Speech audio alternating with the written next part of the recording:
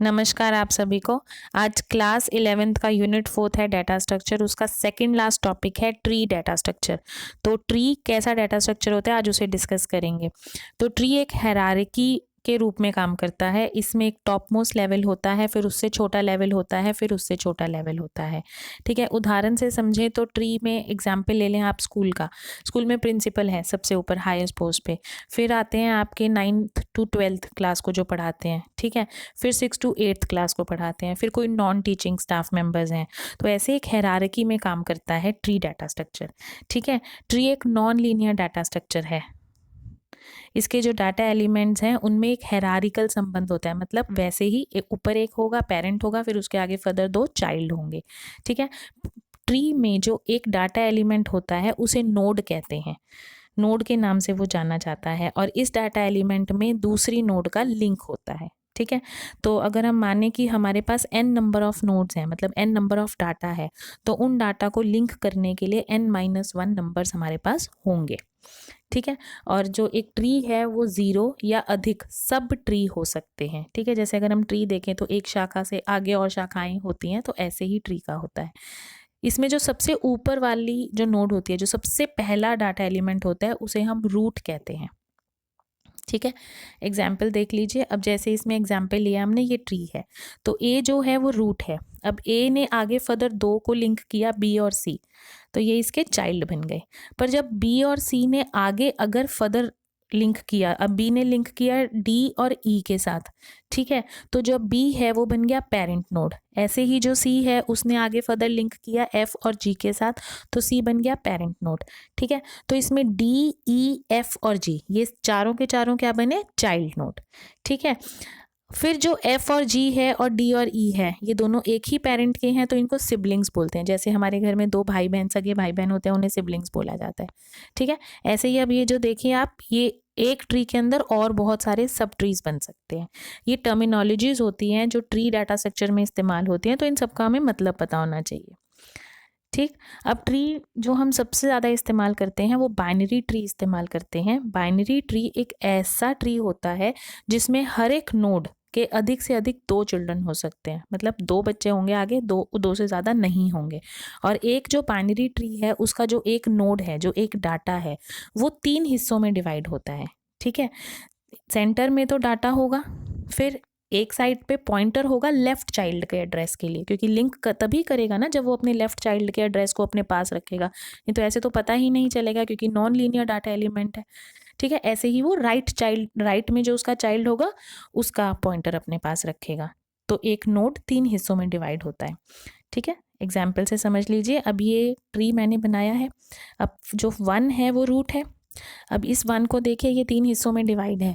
1 data element है आपका, जो आगे वाला बॉक्स है उसमें 2 का मेमोरी एड्रेस होगा। ऐसे ही 1 के जो बाद वाला बॉक्स है उसमें 3 का मेमोरी एड्रेस होगा, क्योंकि 2 और 3 इसके लेफ्ट और राइट चाइल्ड है।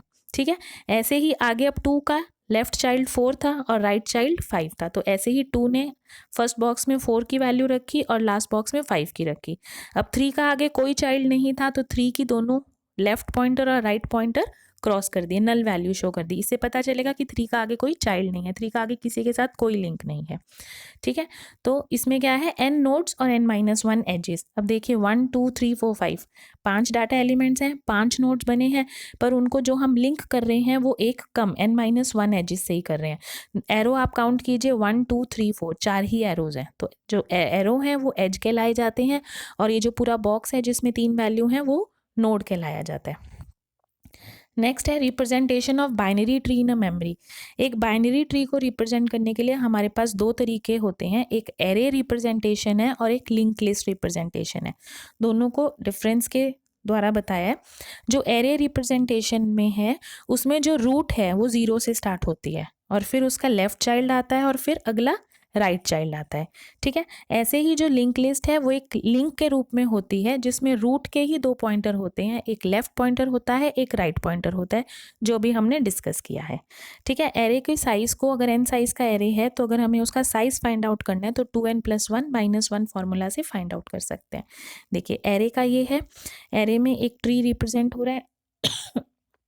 ये आपका रूट है तो वो 0 पे आएगा। नेक्स्ट आपका लेफ्ट चाइल्ड आएगा, फिर आपका राइट चाइल्ड आएगा, फिर आपका बी का लेफ्ट चाइल्ड आएगा। अब बी का राइट चाइल्ड कोई है नहीं 4, तो वो वैल्यू 0 रह गई, उसमें कुछ नहीं आएगा। ऐसे ही एफ और जी 5 और 6 पोजीशन ले लेंगे। ठीक है, ऐसे हमने ये डाटा ऑलरेडी डिस्कस कर लिया। लिंक लिस्ट से कैसे होगा, आपका जो डाटा एलिमेंट है, नोड है, वो 3 हिस्सों में डिवाइड होगा। सेंटर में आपका डाटा होगा, लेफ्ट पॉइंटर होगा और दूसरी साइड राइट पॉइंटर होगा। अगर आपका आगे कोई लिंक नहीं है तो वैल्यूज़ को नल कर दोगे। नेक्स्ट है आपका बाइनरी ट्री ट्रैवर्सिंग ऑपरेशंस।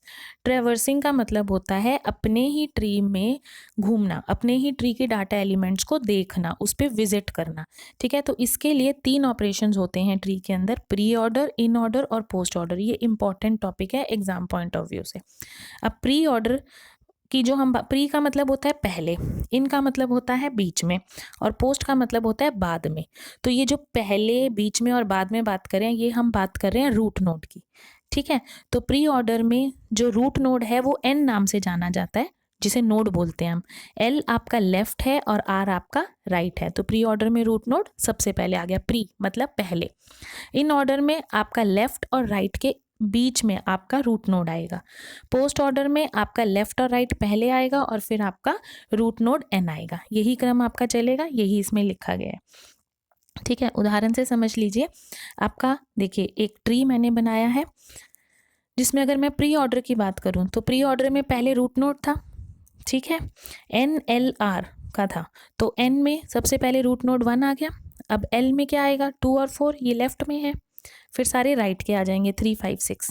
ठीक है, ऐसे ही इन ऑर्डर में क्या था, L N R left node और फिर राइट। ठीक, तो लेफ्ट पहले क्या है 4 और 2, फिर रूट नोड आ गया 1 और फिर आपके राइट साइड के आ गए, तो 5 3 6। ठीक, ऐसे ही पोस्ट ऑर्डर में पहले आपका लेफ्ट का पार्ट आएगा, फिर राइट का पार्ट आएगा, फिर लास्ट में आपका रूट आएगा। तो लेफ्ट पार्ट में हमारा क्या है 4 और 2, राइट पार्ट में हमारा क्या है 5 6 और 3 हमने बाद में क्यों लिखा, क्योंकि 5 और 6 के लिए रूट है, ये 3 पेरेंट है इसका, तो इसलिए पहले 5 आएगा, फिर 6 आएगा, फिर 3 और फिर वेरी लास्ट में 1। ठीक है, एन मैंने बताया सिंबल से, एन जो है आपका नोड है जिसे हम रूट कह रहे हैं, एल आपका लेफ्ट है और आर आपका राइट है। ये आपका था कंप्लीट ट्री। ट्रीज क्या होते हैं, डाटा स्ट्रक्चर कैसे होते हैं। उम्मीद है आपको समझ आएगा और आपको एग्जाम्स में ये हेल्पफुल रहेगा। धन्यवाद।